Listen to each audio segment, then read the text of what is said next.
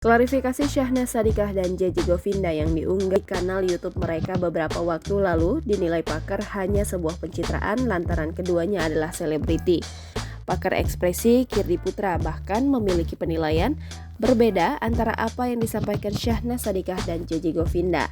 Bagi Kirdi Putra, JJ Govinda memilih kata-kata yang bagus untuk disampaikan ke publik meski tak semuanya adalah poin utama. Sedangkan Syahnas meski dia meminta maaf dalam video tersebut, adik Raffi Ahmad itu hanya tidak memenuhi satu hal, yakni alasan dia meminta maaf untuk apa. Melansir Tribun News, Kirdi Putra mengatakan ada 3 syarat permintaan maaf yang harus dipenuhi seseorang, yaitu siapa yang meminta maaf, kepada siapa meminta maaf, dan kenapa meminta maaf. Dari 3 syarat itu, kata Kirdi, hanya satu yang tidak dipenuhi oleh Syahnas, yaitu alasan adik Raffi Ahmad meminta maaf. Karena itu, Kirdi menilai permintaan maaf Syahnas hanya untuk pencitraan atau karena perasaan gengsi. Tak hanya itu, Kirdi juga berpendapat ada kemungkinan Syahnas masih belum bisa lepas dari masa lalunya. Ia beranggapan jika seseorang sudah berniat untuk melupakan masa lalu, seharusnya ia bisa menyebutkan alasan mengapa meminta maaf.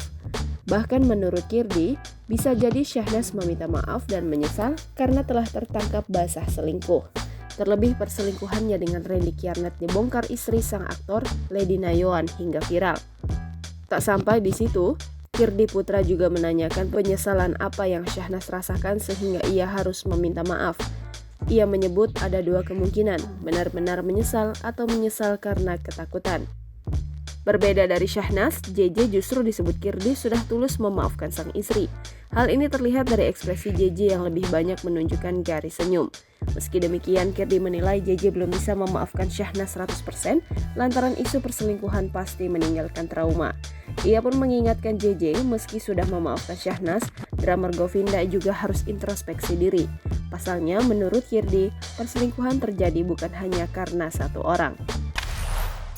Jangan lupa subscribe, share, komen, dan like ya!